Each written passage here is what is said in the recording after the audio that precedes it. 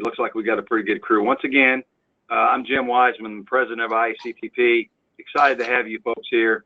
This is one of the things we offer for our membership throughout the course of the year. We try to do one of these each quarter, and it's just relevant topics that we know all trainers need, and it's one of the things that Iactp strives to provide to our membership throughout the year. I'll say this at the beginning and probably hopefully at the end as well. If you folks have topics that, as the membership, that you want to present or want to hear more of, please send us emails and let us know. Also, as I mentioned previously to some of you that came on board early, please chat in the chat box in the chat window, which is on the right-hand side of your screen. I think that's where it is for most of you, I think. And send us a message, send it to everyone, and if you have questions, we will respond to your questions, those type of things. And just let us know who you are, where you're from, and what's going on in your world, and we'll look at your chat as Penny is giving her presentation this morning. Looks like the room is filling up nicely, so we got lots of folks represented here. I'm going to stop talking. If you need anything from me, please chat, and Michael or I, will get with you and let you know how we can, we'll help you to the best of our ability. Would like to introduce our speaker today. I have the great pleasure of introducing our speaker, and it's Dr. Penny Veet Hetleved, who is she works for the North Dakota Department of Corrections, and she oversees their education department, their training, continuous quality improvement, all those lots of different hats that Penny wears. And one of the hats that I think is most important to us this morning, anyway, to me, is that she serves on our board of directors for the Iactp, and she's agreed to do this webinar for us on assessment. And I'm very excited to hear what Penny has to share with us this morning. So without any further ado, Penny, I'm going to turn it over to you. Okay, well, thanks for joining us. Like Jim said, my name is Penny Hetleved, and I am out of North Dakota Department of Corrections. This is my 15th year in corrections, my 7th year as director of education, and going on my 3rd year within staff development and training in core correctional practices, which is our behavioral model for North Dakota. I will try to keep a look on the chats, but I know Michael and Jim said that they would also help me. I just really want this to be kind of a discussion today.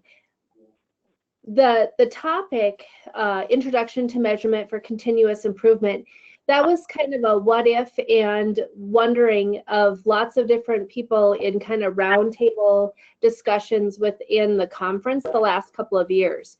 And so when they were seeking people to serve as webinar hosts and offer some information, it was really Trish that you could blame if you get nothing out of this. Just kidding, Trish. You're a sister now in Minnesota, so I only mean that lovingly. But we were just talking about what are the differences in what you want to measure and why you want to measure it. So today, I've really just tried to simplify what it is that we want to look at when we're measuring what we're offering to our staff, whether it's in an academy style, whether it's just one course, whether it's programming versus course content. And so that's really the premise of how I started to get going today. This is a converted keynote, so you'll see that I don't have my PowerPoint going in presentation mode. I'm just going to click through the slides one at a time.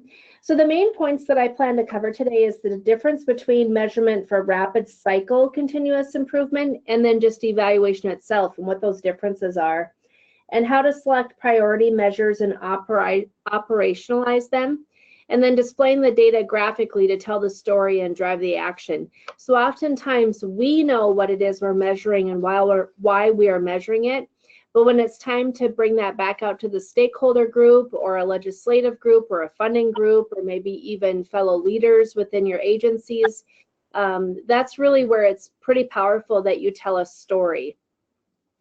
So that is really what I wanted to go over today, and how to look at those things.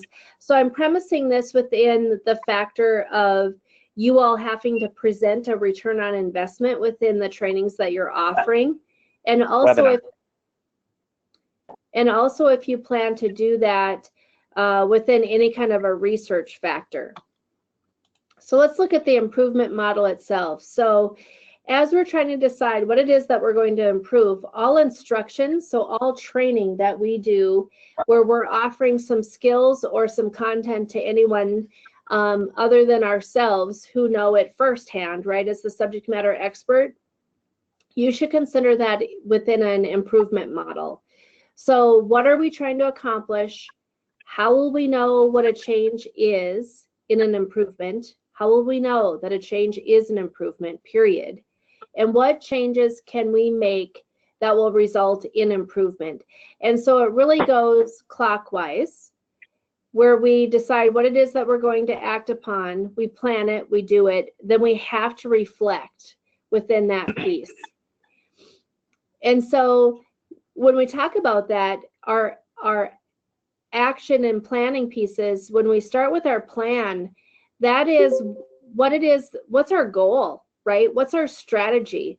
And then our strategy needs to have some pieces within it before we get to do that actually is a rehearsal of what are the main objectives? What are the things that we're planning to offer up to people? Or if we're studying something, what is our plan of what it is that we want to see and attributes to that before we do a commitments phase to the do? Does that make sense? I'll assume silence is always yes, unless somebody unmutes and talks to me. How about that within a webinar? It's hard when you can't see people's faces. But after you do, the really important piece of it is that you have to reflect on what it is that you're measuring. So the whole improvement model as a whole has to be what it is we're trying to accomplish, when do we know change happens, and then what is the result of that improvement. So improvement efforts must be measured in some sort of fashion. We have to put some sort of numerical value on it, because if we go by feel or no known issues, well, I haven't heard anything as a problem right now, that isn't good enough. That's not enough in the improvement efforts. So oftentimes we'll hear, well, we've always done it that way, right? So we're historically hostage. Or we'll say, I don't know, I just followed my gut. And though, I mean, there's whole big theories of how important the gut is. Or we say, well, there's been no risk managements on that as of late, or there's been no complaints on that. That isn't truly improvement efforts as a whole, and it's certainly not a measurement. And then interpretation of relevant measures determine if the changes or tests made are making a difference. So when we decide what it is that we're going to be working on or what we're going to offer within a change process, we have to then go back and redefine how will we know when people better understand it. So I'm going to give you an example here. Our core correctional practices director that I supervise, when she was really starting to look at the core correctional practices and she wanted to bring down some of the hours worth of training that was, but we had also identified that motivational interviewing over the years had started to be cut out and out and out until we couldn't hardly recognize that motivational interviewing was part of our core correctional practices. She really had to interpret what those measures were by asking people to role play and demonstrate the content that she had offered back in. And once she had the assessment be actually a performance assessment where they could role play, it was at that point that she knew that what she had made in changes was making a difference. More people could tell her what their key takeaways were while she was doing that. And really that piece alone is asking 3 questions. What went well? What did you learn? What are you still looking for solutions for? If you can keep it that simple, whether you are assessing or measuring anything, you'll get the responses that you need, and then to be able to graphically share that back out with people. So measures are the voice of the process, giving feedback to the team, asking participants what they know now that they didn't know before. Look at that. The English teacher changed their now and know around. Sorry about that, folks.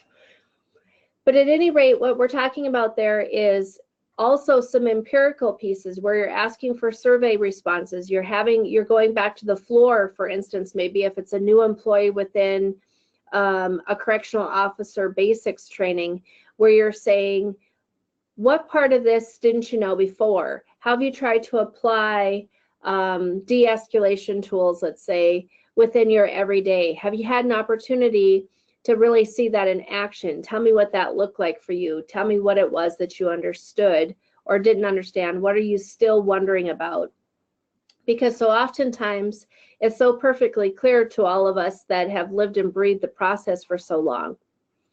But if we ask that person that has that content for the first time, that's really when we start to learn about what it is that they know and don't know. So I tried to break this down into what types of measures we really want to try to focus on. So process, that is generally a measure of the work that we perform or an intermediate step towards the outcome goal. It's easier to associate the cause and the effect. So process measure, if I went back to this slide, this process measure is this half of the circle.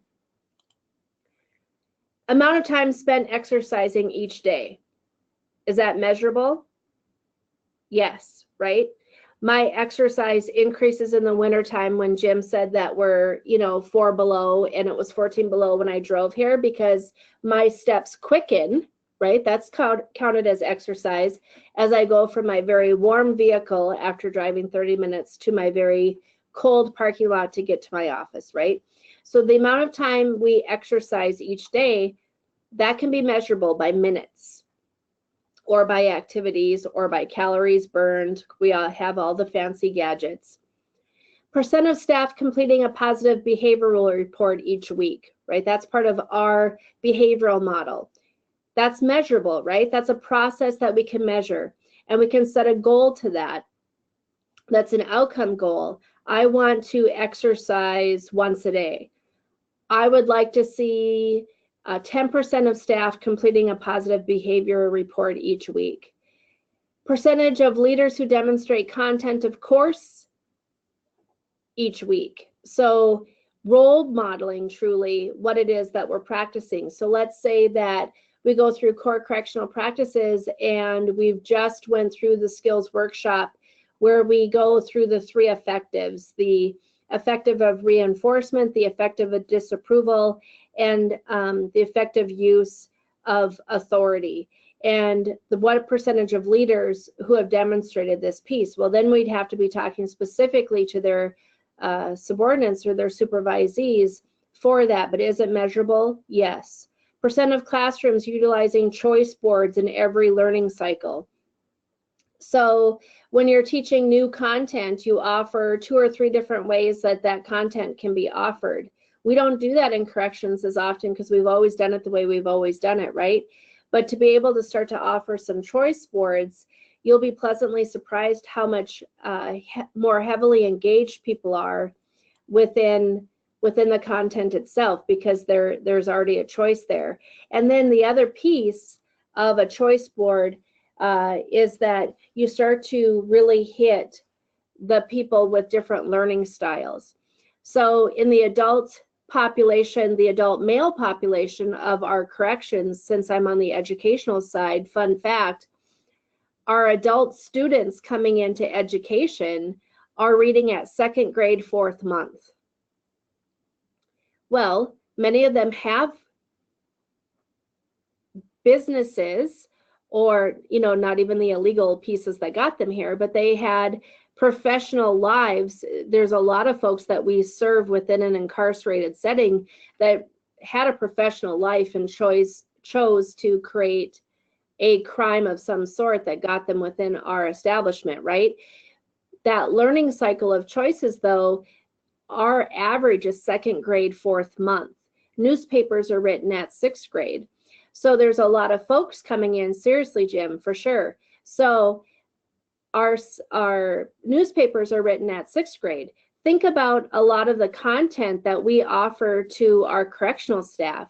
Now, we talk about this a lot. That does not mean that you lose the rigor. It means that you give different ways to teach that same content so that you make absolutely sure you can check for understanding. Our women, because Jim, I know you're interested now, they average 5th grade.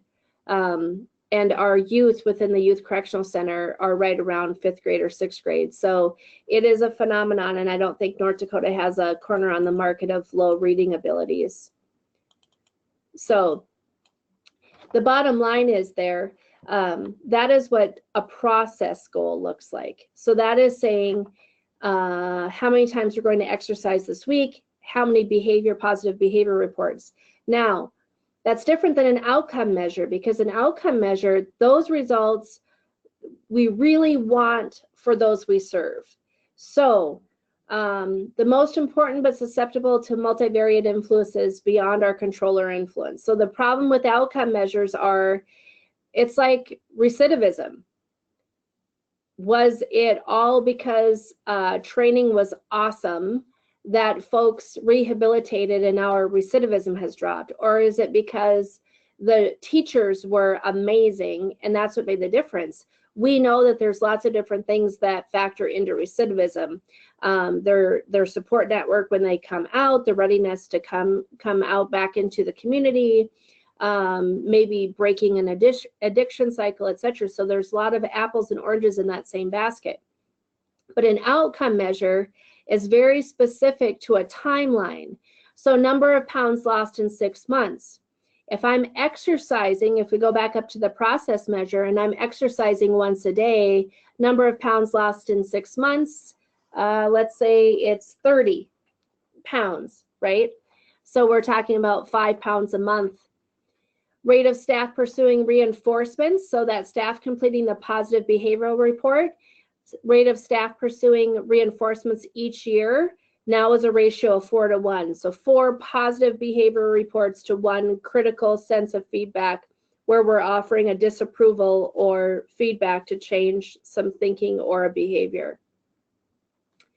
Percent of staff and performance staff assessment that have seen leadership model content at the end of the year. Now that becomes a measurable question that every staff person has to answer in their performance review back to their leader, right? Because we have a self-assessment piece of our performance review before our supervisor finalizes our performance review. So that would be an example of an outcome measure that now has a finite number and an amount of time set to it. Or percentage of students, participants demonstrating learning in multiple formats. So now when you go into those classrooms, when it was a percentage of classrooms using choice boards, now you're seeing students adding some of their own, or peer tutoring or peer facilitating or networking on the side. Oh, I can show you that on my shift, right? Those would be the things that would work towards that. All right. So Jim, am I good with the chat board, or do we have questions there before I move on? You're good, Penny. Okay. And I don't know what your new correctional officers' reading levels are, but nationally, adults that are consulted within the same reading program as we are anywhere from 5th to 8th grade. So they, even though they might have a post-secondary degree, they're likely not reading within that degree. They have reading symptoms that create reading delays. However, they could be perfectly functioning adults because it's all in how you cope and resiliency. All right, so concept to measure, properties of useful measurements. So beyond the process measures and outcome measures, we need to drill down a little bit farther to make sure we're making it meaningful. First of all, there needs to be an agreement among all the people involved about what is important to measure. And holy smokes, you all are leaders within your professions. You know that that's death by meeting and concept, right? We can't always get on the same page as to what is important to measure. But the bottom line, if you hear me say anything at all today in this hour, is that you need to absolutely keep it simple. You start small and you grow it. You should not start with the elephant and then work in its shadow and not be able to see a big picture. You should have the elephant still in your spotting scope and do little pieces at a time there. So the scope has to be broad enough to say something about the system, but it has to be narrow enough to be very sensitive to a system change. So if you go back to my example when I was telling you that we had to add motivational interviewing back into core correctional practices, because over the years it just kind of started to get squeezed out, squeezed out, squeezed out. We went to the very specific 3 effectives of motivational interviewing and put them into the 3 effectives first, because that was a very narrow scope, a small piece to bite, and it wouldn't overwhelm people that, well, now they've totally changed what I thought I knew, right? It needs to be small, simple steps, because then you can sustain what system change you're hoping to create, or a course content that you're hoping to roll out, etc. And then you have to be very careful when you are trying to keep it simple, that people don't jump on your wagon and say, oh, but it relates to this project and it relates to this content, and I wonder if we can measure this and this and this and this and this that we can use later. So unless you professionally self-medicate consistently, you cannot keep track of all of those pieces. So you have to make sure that you keep very specific to what it is that you're wanting to measure. What's important right now? What are we doing well right now? What have we learned from it? And what are we seeking a solution to? And those 3 things will keep what you're measuring very, very important to the folks that are doing the heavy lifting. So then, can it be operationalized? Is it feasible to go from concept to detail? Data can be obtained with existing resources. You don't have to have some sort of major measurement software get designed and deployed for you to be able to get some statistics on what it is that you're doing. And values can be easily calculated. We just have to make sure that the detail is still meaningful. So all of the data that we have death by data, we kind of kid at the Youth Correctional Center, because there's another degree of vulnerable ward when you're working with adolescents, right? And so within the juvenile population, we track and we measure all kinds of things. But if we're going to be wise in how we drive our decisions within that data, we have to make sure that we're taking one concept and making sure that it relates directly to what it is that we're hoping to improve. So data versus measure. Bottom line, data is any kind of informational little tidbit, but it has absolutely no independent meaning until it becomes part of something that we're measuring.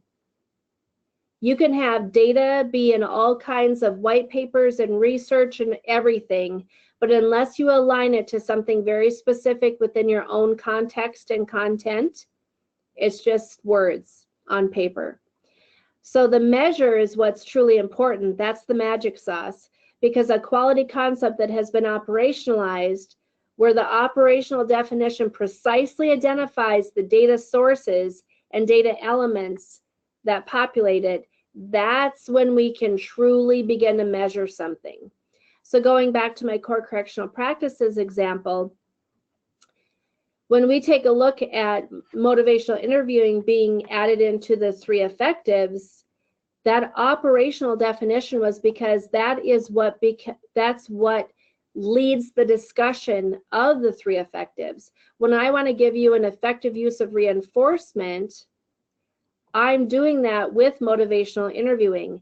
Nice work on that. I know that this has been a hard part for you, Jim, is to get to this point within your math, getting ready for the GED test, right? So good job, Jim. I know you've been doing a lot of work here. It's very specific to something that they haven't done before. That's motivational interviewing, because now if social studies is next and that's the toughest subject for him as a GED student, now I'm going to say, now with that success, Jim, on a scale of 1 to 10, how important is it for you to master social studies like you just did math? So I'm still using an effective use of reinforcement, but I'm doing it in a way of motivational interviewing. So when we measure that with our folks and we're teaching them that, we're talking specifically about why it's important to do that reinforcement. And that ratio that I showed you back here of the 4 to 1, the reason that part is so important here within this part right here is because brain research tells us that if you can offer 4 affirmations to 1 redirection, you will change behavior and thinking. So that's our measurement, and that's why we're using this measure for our positive to redirection ratio, right? That's the goal for behavioral change. So we use data to populate measures. An example, measure 75% of staff attending class. That's a measure. We go and we have a system that tells us how many staff potentially should have been attending class and how many did. We do the percentage. That's a measure. How are we doing, Jim? Doing great, Penny. No, I really like your 4-to-1 example as well. That's interesting. No, we're doing great. No questions right now. Okay, thank you. So let's talk about from concept to measure. So a concept is not the same as a measure. An example, concept, number of times late to work. So that's a concept. I feel like this employee hasn't been to work on time for months and months and months and months. Okay, but a measure is, how do we go figure that out? Do you use your key watchman system?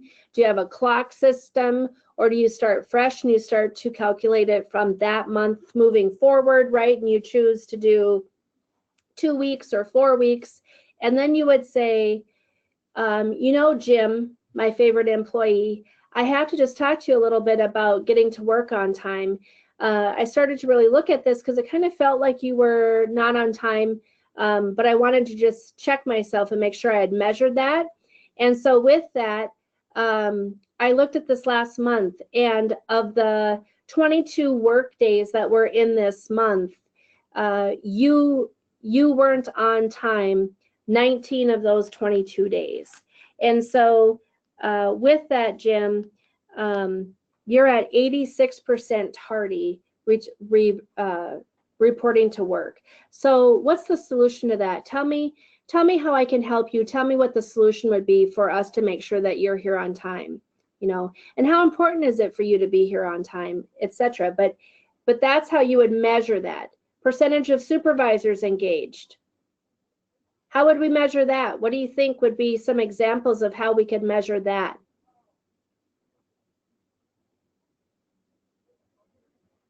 Anyone have a thought there?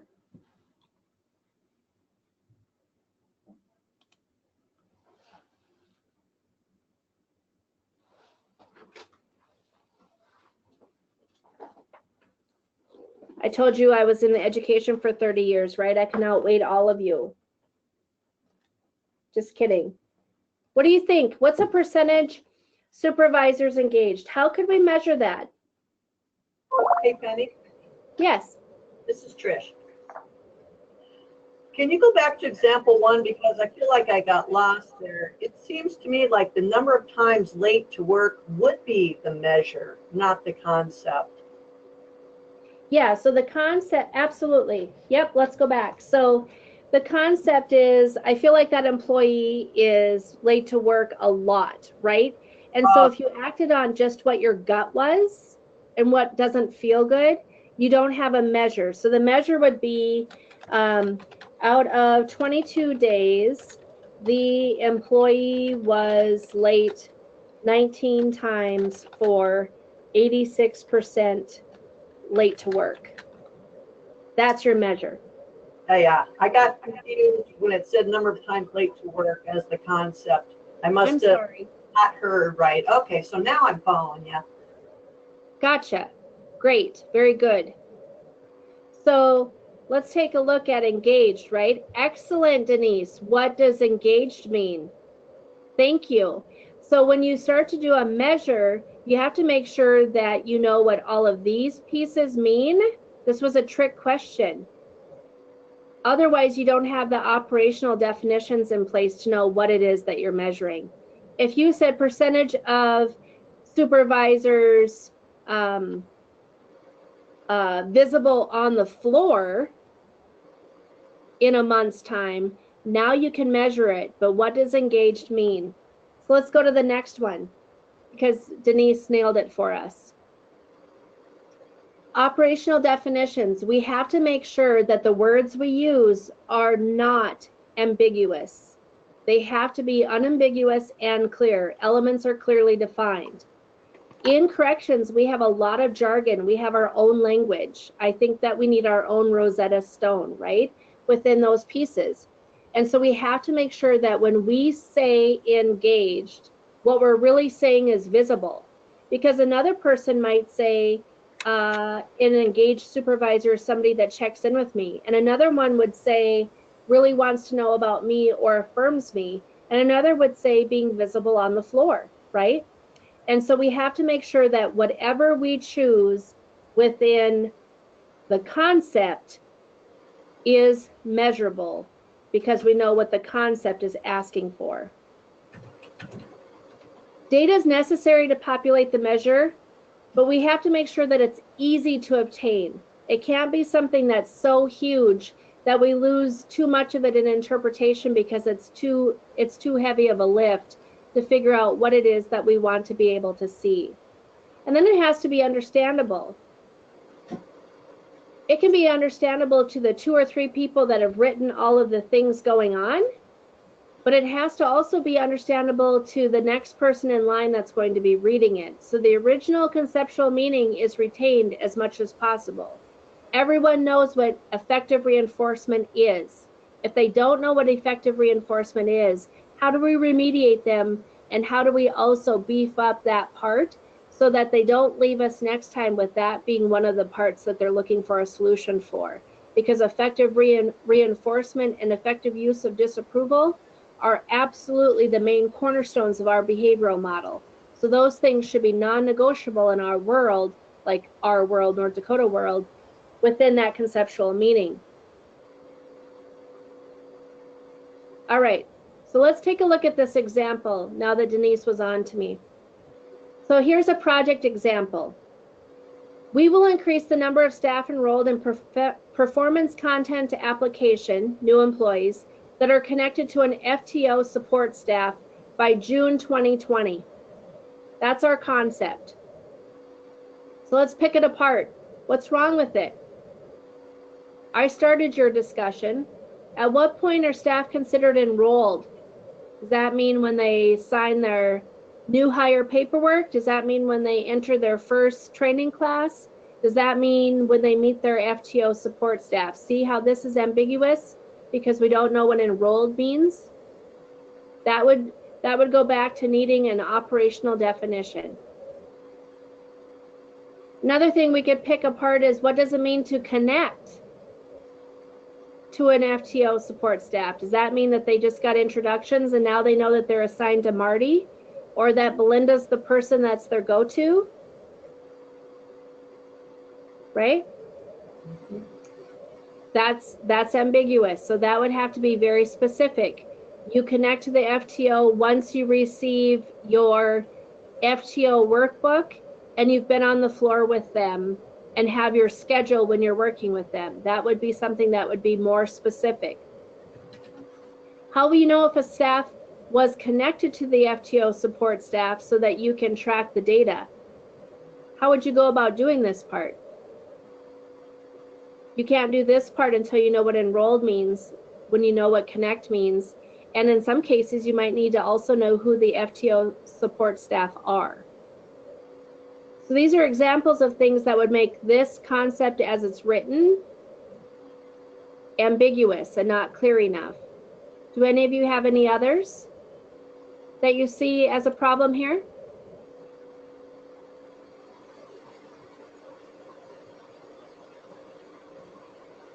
Penny, I was just going to say the connect thing. That's what I didn't understand what that meant. And I think you hit on that. And then I was also going to comment that that maybe measuring how many training modules they completed, how many contacts they had with one another on post, on something like that made it more specific. That would be and Denise actually comments just now to define performance content application. What does that mean? So that's a good comment as well. Awesome. Exactly.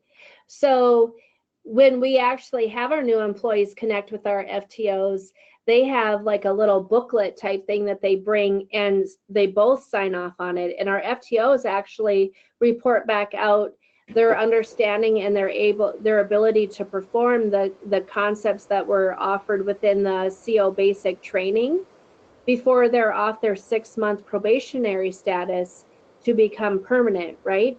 And so our FTOs have actually a lot of weight within that process, but you're absolutely right. Performance content application, that sounds really professional. What the heck does that even mean, right?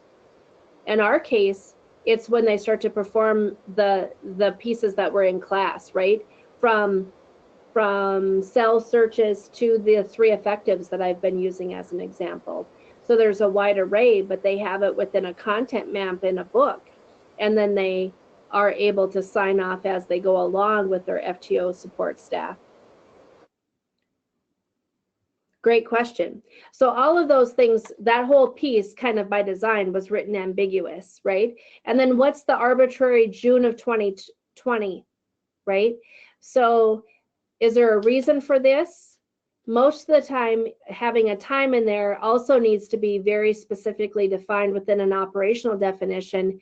Is it because you want some planning and some information for the next fiscal year? Well, if that's the case, when does the next fiscal year start for all of you? For us, it's July 1. So this wouldn't be soon enough for us, this June 2020. We would have to look at a different timeline. So everything within this was written purposely to be ambiguous so that we could start to pick it apart.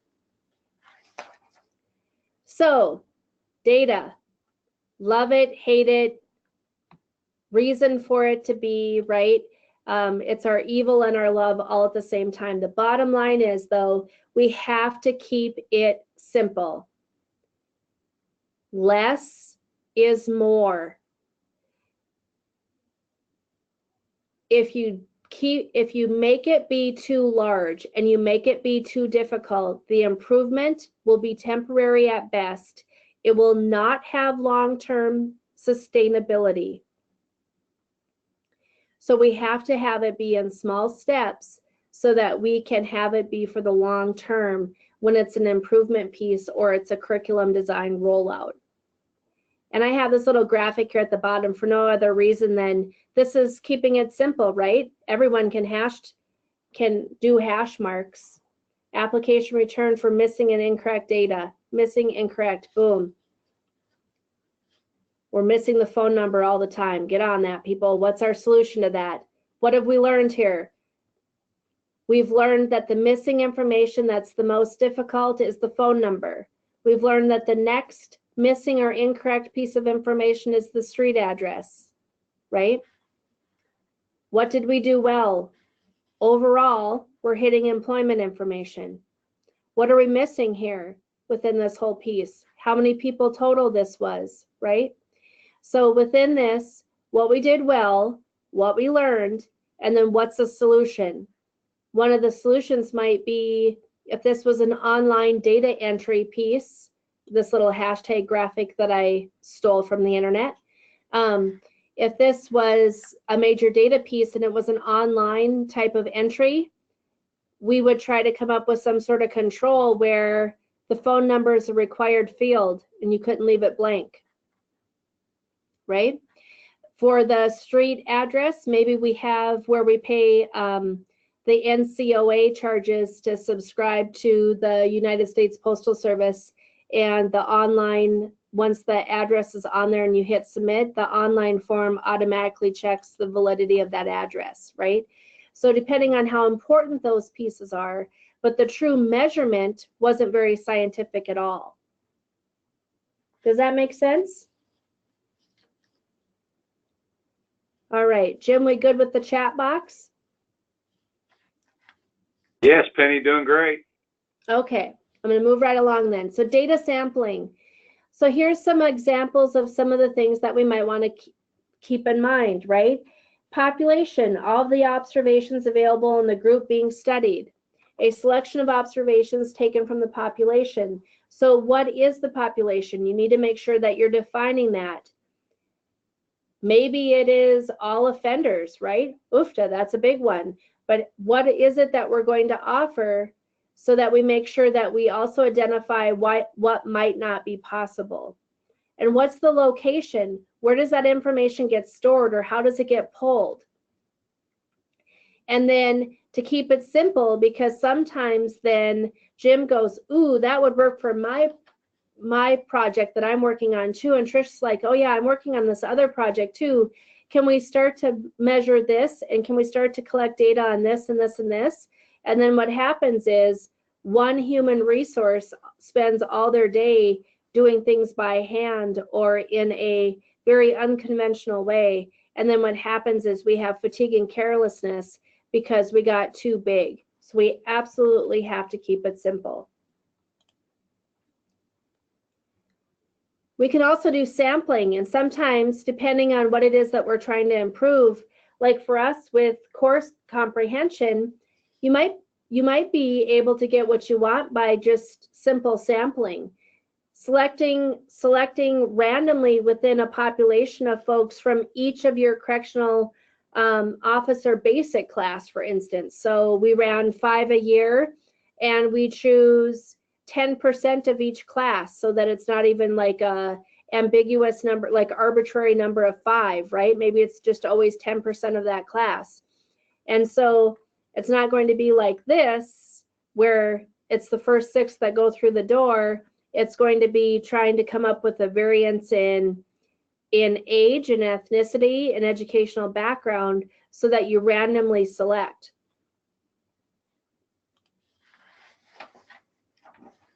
Systemic random.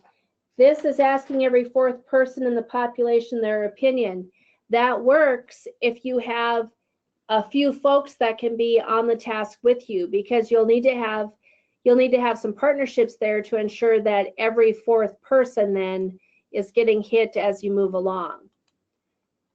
And why is that what you choose over maybe coming here and saying, I want 10% of the group, and how do we populate that out? Were there 2 women? Well, let's get 1 woman. Was there 3 Native American new employees? Okay, let's make sure we try to get 1 of those folks. And how many do we have to get to 10? That's still a random sampling, but also giving you a wide variety of who it is that you're talking to. So I've operationalized the measures, collected the data, made sure the data was good. Now, how do I display it? I can tell you, and Jeremy Holcup, I don't know if he's on, but he and some of my trainers here in North Dakota are exceptionally gifted at creating like Canvas and infographics. Those are the best. But here's what we typically see, right? Number of interpretations to instruction each day. Are you following this? Number of interruptions, median, here's the goal. Yeah, me either. So let's look at this one. So this would be an example of they've created a counter and some timers, daily instructions on the board, classroom observations, explain project to class, whole brain learning, professional development. So they started to create some of these things that they've identified that they needed. And now what you see is here's the goal, and I came across the whole graphic here within that goal. See how I highlighted that? That's your goal. Now you can see that the daily instruction on the board and the choice points, and adding accountability to a timer and a click counter. Now you can see what their interventions have started to do for the goal. Did you get that with this one? Yeah, me either. You can also do it in timeline fashion. So if this was correctional officer basics versus this framework within reading instruction that I pulled, you can look at in week 1, this is what we were working on, and we did some pre-assessments of where they're at so we can meet them where they needed to be. And by the time we started to do very specific feedback and they started to practice, you could see a nice growth area. For instance, But here's the goal. We have a ways to go in week 19. But it doesn't have to be fancy. This was us talking about innovative schools. We're one of 4 of the governor's innovative schools for the Department of Public Instruction in North Dakota as the Youth Correctional Center. And my goal is that kids shouldn't get their credit just because they've sat their hind end in a seat for 120 hours, because a lot of times they've been transient. I want them to know what it is, how much do they need to know to earn that credit from each class, so that I can better measure what it is that they know and not how long they've sat in the seat, right? So P.S. this is on half a napkin, half a sheet of paper, and then got remade on a sheet of paper. This is not fancy, right? But the biggest point to this is, how do you want to measure it? And then how do you draw the picture? What I should have done, and I could make it available to you after this, is we've done a lot of infographics. We use Canva a lot, but there's lots of infograph type of software out there. Take what it is that you now know within this information and make it be a big graphic that you explain to people. Because what happens is, people seeing this be handmade will sit up and really try to understand this because they see somebody do the work. When they see this strikes a lot of fear, though it looks professional, because there's too much to interpret.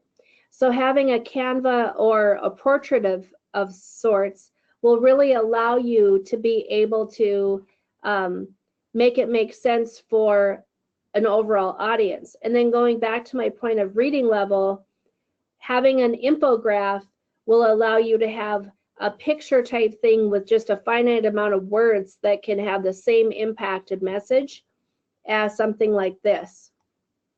I mean, this makes me physically unstable, right? This is hard. All right. So keeping it simple. Simple is more. If you remember one thing from me today, you should remember that simple is more. You want it to absolutely be where you are asking what went well, what did you learn, and what are you seeking solutions to? I want to talk just a little bit about that, about my word choice. Nowhere in there did we say, where did we suck? Where did we fail? What happened here or there, right? We are saying what we're seeking solutions to, because then what it really does is it offers you, here you go, Trish, it offers you language that is positive, and it also protects what they already know. People don't want to fail. In corrections, you know, we are risk averse, and we're trying to be very, we are over planning to the point of simplicity, not even being logical, because we want to try to avoid all risks and minimize the threats of different things. And when we overcomplicate, then we are going to make mistakes because we get fatigued. So we want to know what went well, what did you learn, and what are you seeking solutions to? Because language that says, what didn't work, why do you suppose it didn't work, and failure, do you have a different picture in your head versus what I just said? You absolutely do. And our brains function on the picture that we create in our head. And so if we can continue to have powerful, positive pictures as we choose language within our staff and within those that we're teaching and training, they will be more empowered also to really think outside the box with the what ifs. You know, the solution I'm really thinking about is, I really paid attention and I liked understanding what the other core correctional practices were, but honestly, I can't remember the other 5 because I've only used the effectives. When will it get to the point where I'll have to use the other ones? That's a great question. Maybe that should be in year 2 or year 3, right? That's when you can really start to have those discussions that are solution focused, but it has a better picture in their head, and there's less emotional hygiene tied to improvement processes.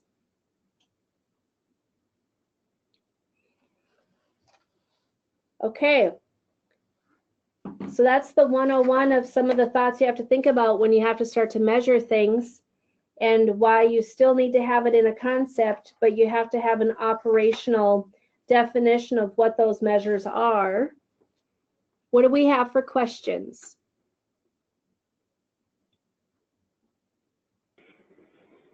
Hey Penny, I don't think there are any others that I can see. I just posted one. I love the term emotional hygiene. What when you say that, what do you really mean?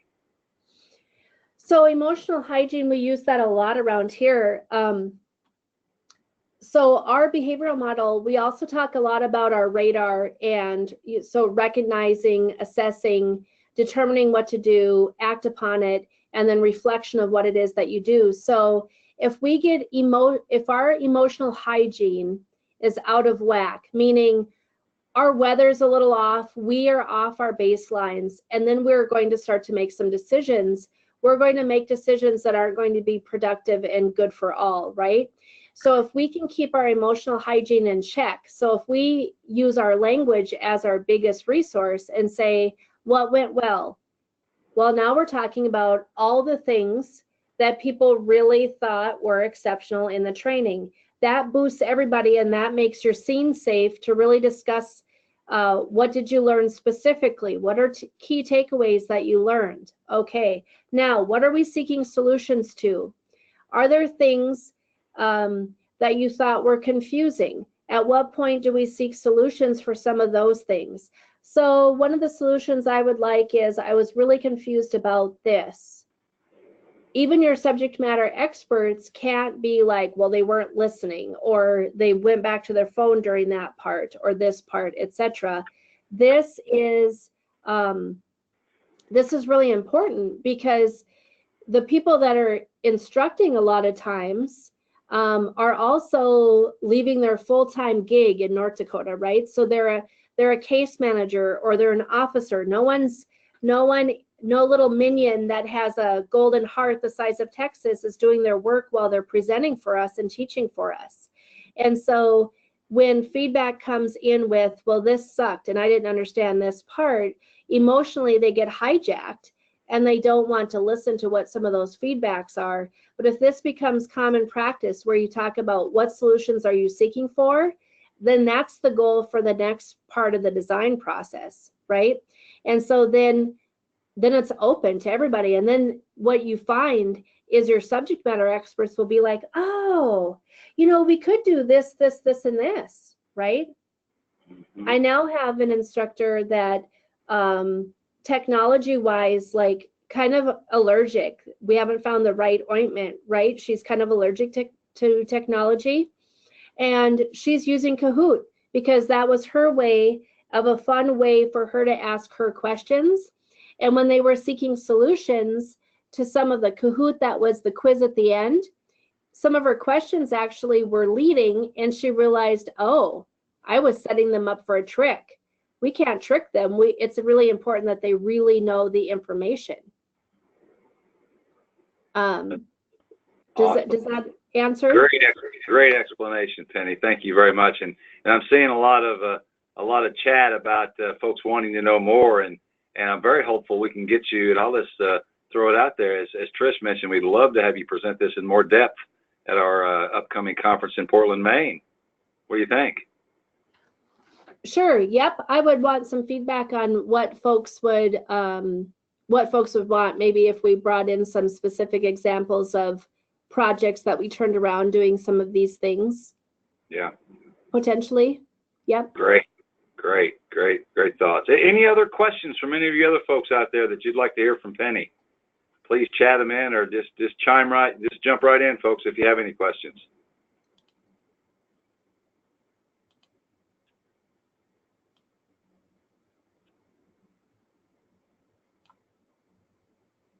I'm not seeing any questions, Penny. Just lots of folks that are very excited about this topic and really want to learn more. I think you've really kind of piqued our interest. All right. Well, that's my contact information on the screen itself there. So if you think of things later, you can send me an email, or that's my office phone number. My office phone number actually forwards into a cell phone. So you won't have to do the conversion of Central Time versus whatever time you might be on. But if you have questions, I'd be happy to answer those questions. I would have lots of educational examples. This is my 3rd year into staff development and training, and so we're just digging into these pieces within training, but I would have a few examples by the time Maine rolled around that would be from beginning to end at that point. Because the folks within our training department, our training directors at each site, they weren't always welcome to, they were the facilitators and they played Super Tetris in offering the information, but not always welcome to be the auditor, right? And so that was one of the first paradigms that we had to shift, is auditing and looking at classes is not a I caught ya, it is I'll help ya, you know. So it was a support and protect even versus a looking for things that were wrong. And so that's why this language was so key. Great. Feedback is a gift, right, Penny? Yes. Say that again. Feedback is a gift. Truly, right. And sometimes it's a gift you might want to give back, but it's all a gift, right? Right. I agree. No, that's great stuff. And folks, thank you very much for participating today and making this a great web, one of the best ones we've ever had. And I mean that sincerely, Penny. Thank you very much.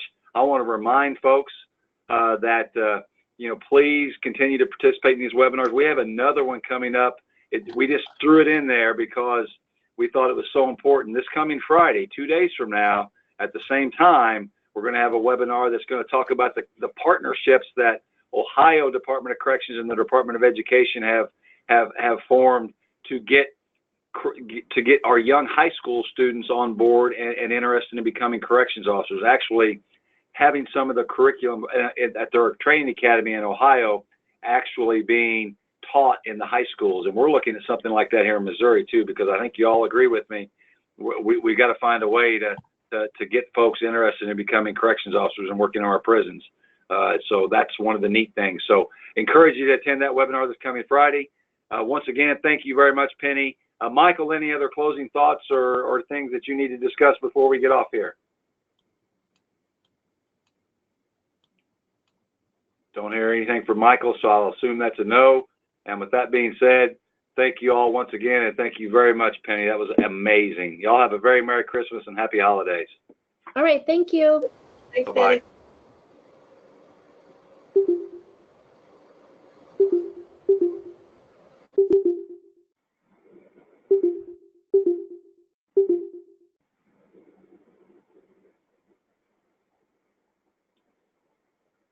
Penny, great work. Thank you. Thank you, Jim. Okay, I was just wanting to ask if there's anything more there you thought, or. No, and Michael has your slideshow, correct? Yep. Yep. Michael will share the slideshow as he typically does with all the participants, and he recorded the webinar, and he will actually have the recording available on our website for folks that actually missed it. So no, Penny, that was amazing, and you gave me, you know, it makes my brain hurt. But it was amazing, because assessment, I think, kind of tends to do that with me anyway, with my unanalytical brain. Yeah, assessment's scary, and then it makes people kind of on the edge of their seats, right? Because it's like, well, how am I going to measure, and am I going to measure up, when really it should be looked at as a village, you know, a village effort, and all the villagers are part of that discussion. Yeah. Okay, well, very good. If you think of anything more of that, let me know. But otherwise, thanks for letting me be part of it today. Oh, amazing. And I look forward to hearing more about this topic from you in the future, Penny, because it sounds like you got lots more to share. All right. Have a Merry Christmas. Merry Christmas, Penny. All right. Bye. Bye-bye. Hey, Michael, getting out of here. You still on board?